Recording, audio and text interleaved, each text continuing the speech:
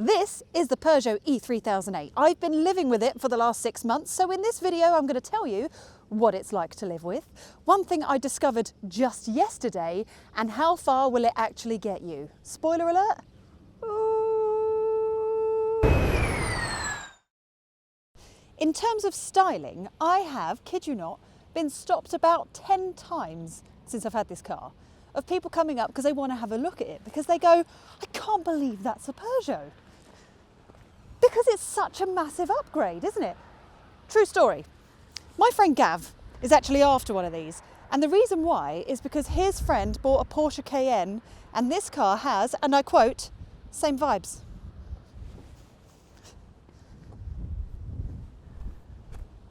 Porsche Cayenne.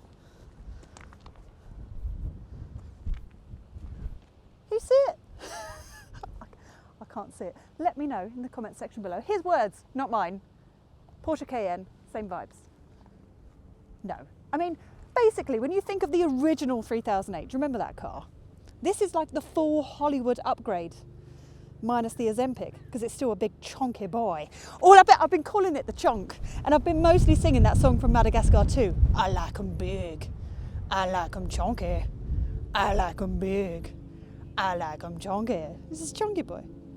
Yeah. So the version I have is the GT trim, top spec basically. It's front wheel drive, it rides on 20-inch Yosemite two-tone diamond cut alloys. It's 4.5 metres long, 2.1 metres wide. See? Chonky boy.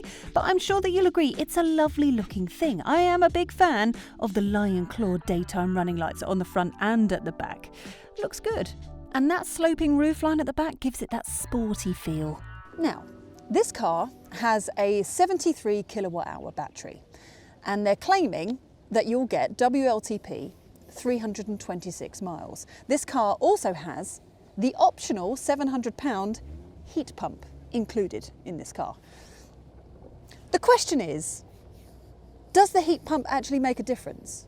Now, I've had this 6 months, so I've driven it through winter, and now we are arriving in springtime and it's starting to get a little bit warmer. And while it's warmer, perfectly fine. During winter, not so much. Like it's really struggled in winter, and it's made me question the point of a heat pump. Would you want to spend 700 quid on the optional heat pump when it doesn't feel like it makes much of a difference? I'm going to give you all the figures in a bit. The other optional extras that I've got in this car, so I've got the Napa leather seats, I've got the Sensation pack, which includes updated hi-fi and the sunroof, and we also have the 360 vision and drive assist pack. So all in all, it's around £53,000 with this car. Is it worth it? I think it might be. Right, I've had a word with Electrifying.com's Tom Barnard, aka Barnard's Bargains. By the way, have a little look on the website because he finds some really good deals, and he's found a good one on this exact car. So, over 35 months, if you were to put £2,000 down and drive 8,000 miles a year, you can get one of these for £325.32 a month. That's not bad, is it? The only pickle you will find is if you want to go for the bigger battery, the 97 kilowatt hour battery. That's where the price really jumps up. So all for the same 35 months, 8,000 miles a year, £2,000 down, the price jumps up to £691.83 a month. That's insane. In my 10 years of reviewing and driving different cars, this is the first car where the boot opening has actually worked with the feet. Like, it actually works. Watch this.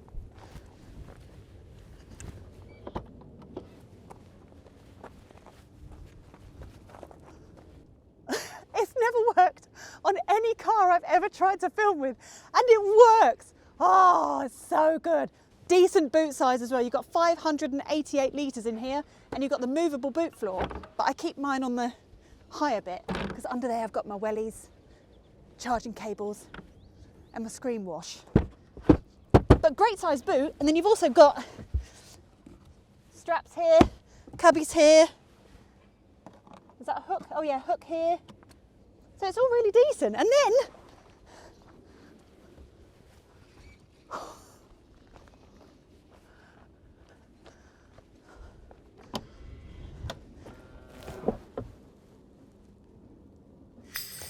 never actually sat back here. I haven't.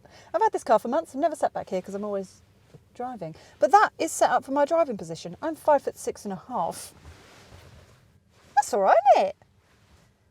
This is all right. This is quite nice back here. It's normally my dogs that are back here. I have like a hammock thing that kind of hooks on the headrests and they kind of sit in the middle. So they never actually physically touch my press cars whenever I drive them. So I never get in trouble with the brands.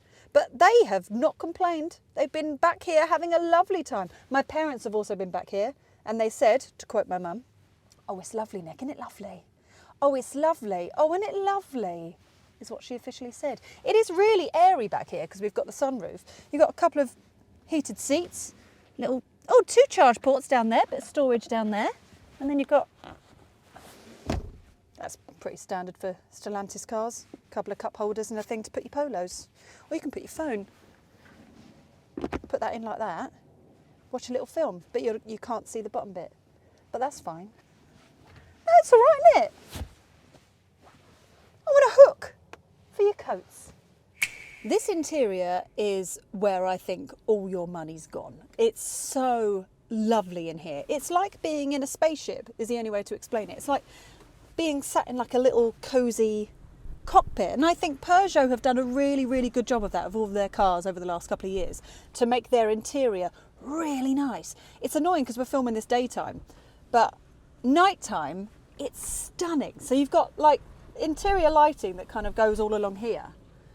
And because the screen is lifted off, it looks like a full floating screen at night time. And it looks so nice. It really does. I always say this when it comes to a Peugeot, always try before you buy, because the steering wheel is smaller and lower than what you would expect it to be. So the driving position is so different compared to other cars that it ends up feeling weird when you go back to drive a completely different car. The steering wheels feel massive, but the steering wheel's small and then you look over the top of it like that. But this screen is great. I'm going to show you how to use it. It's really straightforward, honestly. So you've got this sort of curved screen along the top here. That's got all your driver information. That's got all your infotainment. And then you've got the eye toggles. Now these are like shortcut buttons to take you through everything that's going on in the menu. So if you were to click home, boom, takes you back home. I mean, it instantly takes me on to SatNav, but you can chop and change through everything. You've got wireless Apple CarPlay, wireless Android Auto, lovely, lovely. And then all within it, climate controls are on there. There's your climate. And then you've got heated seats and heated steering. And then also along here, you've got everything like you can turn off your ADAS systems if there's certain bing bongs that irritate you. Although the bing bongs in here don't annoy me. They're not intrusive. So like, you know when you go slightly over the speed limit, like you're in a 30 and you accidentally go 32 and a lot of cars go beep, beep, beep, beep, beep. It's more like, how do I explain it? My husband explains it as it sounds a bit like Lionel Richie's All Night Long, because it kind of goes booba-doop, booba-doop. So it sounds like the start of that song. So it makes that song get stuck in my head, but that's what it sounds like. But if you want to switch it off, you go onto ADAS and you can switch everything off on here, your lane keep assist, your speed warning, etc. Also along here, you have the application drawer. Now this is where everything is. Everything is all on here. This is where you can check out your battery efficiency and all that kind of stuff and see where all your energy is going. But my favourite is you go on here and you go onto seat options and you turn on the massage. Yeah, it's got massaging seats. Cat paw, turn it on. It's quite noisy, but it's like a little cat doing that. Can you hear it? It's quite loud. It's like a little cat doing that on my back. Massaging seats in a Peugeot? Shut your face. Shut your face. It's a bit nice, isn't it? You've also got wireless charging. It's all in this little shelf up here, which is a good place to keep your phone because it means that you're not going to look at it. You will not be distracted by your phone because it's all hidden away underneath here. You have shortcut buttons here for your screens, your rear screen, etc. If you want to turn everything high or if you want to turn everything off, it's all within these buttons along here.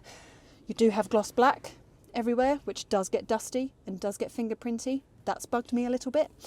You've also got storage down here. Now this can close off to look nice and smart, or you can open it up, and that's where your USB-C charge ports are. You've got a little bit of storage in there, etc. A couple of cup holders, lovely. Now, do you remember earlier on I mentioned my mate Gav, who's test driving one of these? On his second day of having this car, he called me up and I went, oh, what do you think of it? And he went, I really like it. I love the mini fridge. I went, what the hell are you talking about? He said, I love the mini fridge. I went, there's no mini fridge. Turns out he's right. I had no idea. I've been driving this car for months. It's not technically called a mini fridge, but in here, this opens up. And then you've got a little shelf. That's where I keep my Tesco trolley pound. And there is a logo there that's like a snowflake thing. And you put your hand in there and it's cold in there. It's cold inside there. So you can put your drinks in there and keep... It's not technically a mini fridge, but it's cold storage. And I literally found this out yesterday and I can't believe it.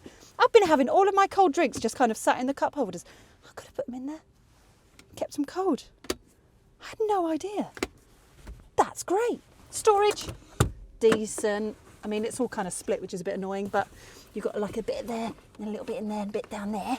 And then you've got decent door bins, a little thing there, which I've mostly just been keeping my snacks and wrappers in there. But it's nice.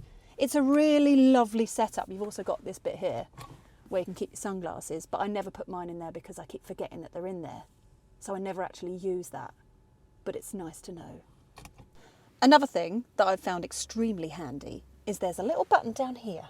Now, there's two technically, because there's one that opens the boot, but the other one next to it turns off the interior motion detector. So while I've been out with the dogs and say I need to stop and pick up some milk or something and I leave them in the car for 2 minutes, if you hold that down, the light comes on and it turns the interior motion detector off. So it means I can go into a shop and the car alarm isn't going off every 2 seconds. Should we go driving?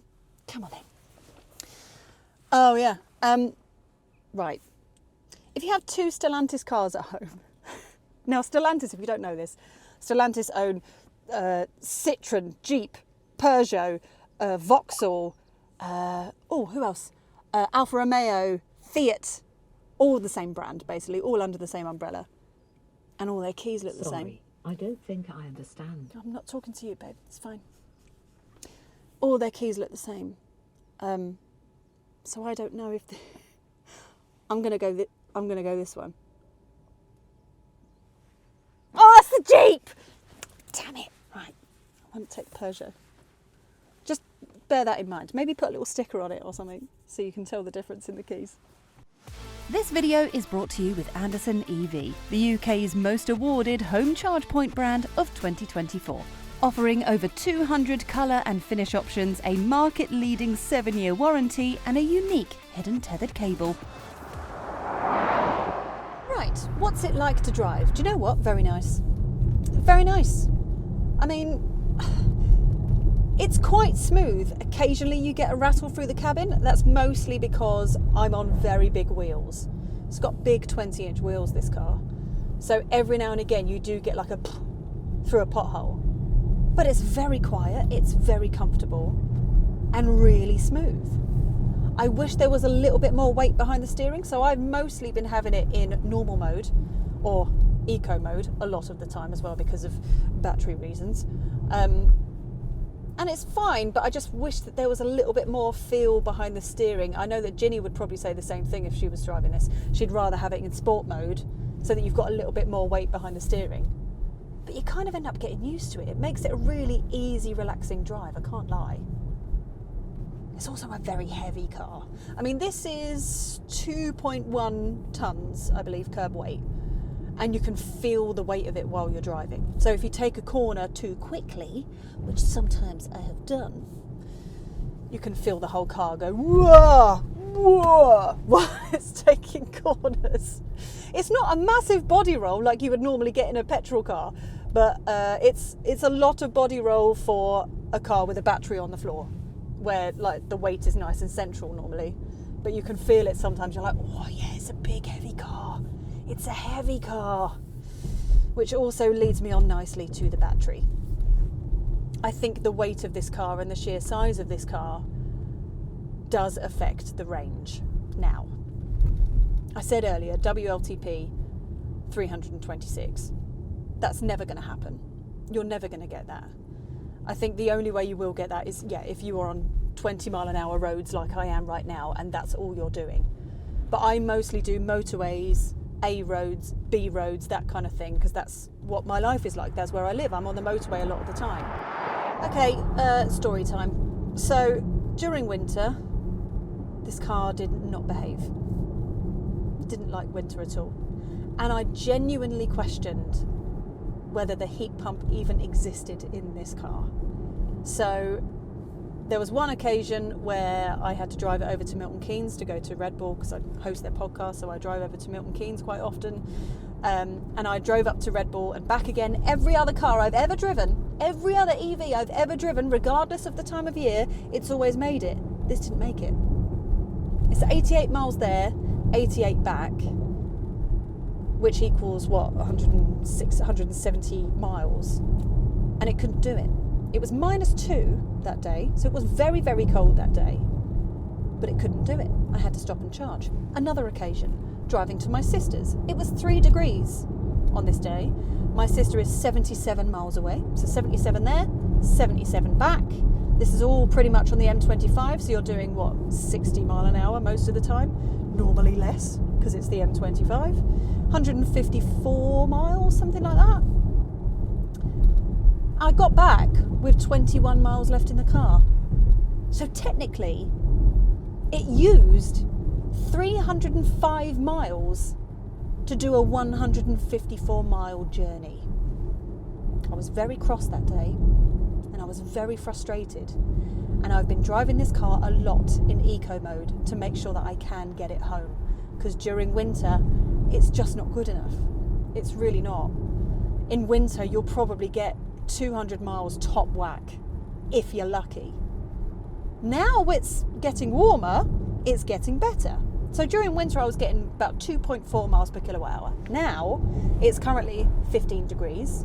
I'm getting around 3.6 miles per kilowatt hour. So if you do the maths, 73 kilowatt hour battery, 3.6, roughly 260 odd miles, roughly. So I don't know where they got 326 from. I've got absolutely no idea how they got that number, because there's no way that this car will do 326 miles. I just can't see it. I just can't see it happening.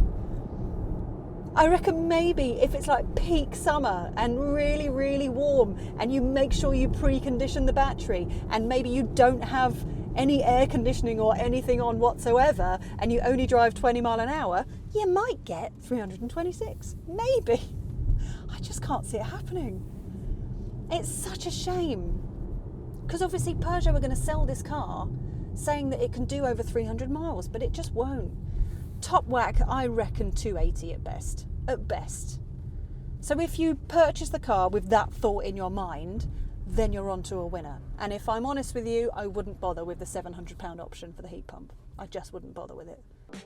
Now, after a lot of research over the years, we know that the average EV loses around 21% of its range over winter. I've done the maths on this car, and it turns out it's losing between 29 to 30% of its range over winter, which is bonkers. I'm trying to figure out where they've gone wrong here. Do you know what else I noticed? So here, where it tells you your range, etc., at 100%, it says 326. But at 50%, it says 115. The maths isn't mathing. 50% of 326 is not 115. Basically what they're telling you is this car will do 230. That's what they're saying. That's what they're saying. Yeah. I noticed it. Regen braking works really well in this car. If you're a fan of one pedal driving, you won't get a complete one pedal, but you will get decent regen with different levels. So you've got flappy paddles behind the steering wheel, so you can flappity flap, flap, flap, flap, flap to the right, and that will switch it all off. So then as soon as you lift your foot off the accelerator, you just coast in. Just coast in like that. See? And then if you flappity flap, flappity flapperoo all the way to the left, it turns it up to the highest level, and then you lift your foot off the accelerator and the brakes come on quite sharp, and it's quite a nice feeling. But you'll just creep. You'd just be creeping. It's got an okay amount of power.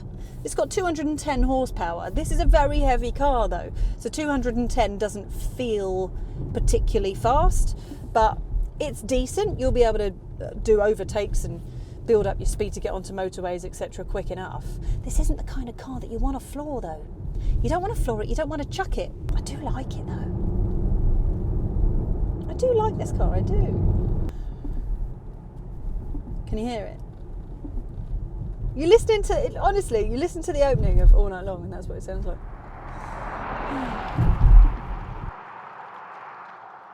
All in all, it's been quite a lovely 6 months with this car, and I am going to miss it when it goes. It's suited my life really well. It's caught the attention of so many people while I've been passing by, while I've been stopping at car parks. They want to come and have a look at this car because it looks great. It's lovely to drive. The interior is fantastic. The battery, not so much.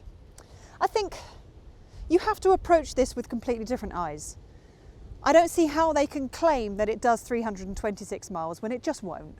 I mean, unless you're just driving in summer and you're only driving 20 mile an hour, you might get that. You need to approach this as, this is a car that will do 250 miles, roughly. And let's be honest, that will suit most people. How often do you do 250 miles in one whack? Very rarely. And it charges really great. So I think you can absolutely live with this car and you would love it. If you were aiming for one of these, you'll be more than happy with this. And do you know what's going to be weird? Because I've got so used to the small steering wheel now. Everything else just feels like an old bin lid. I'm going to miss it. I'm going to miss you. I like them big. I like them chunky. I like them big. I like them chunky.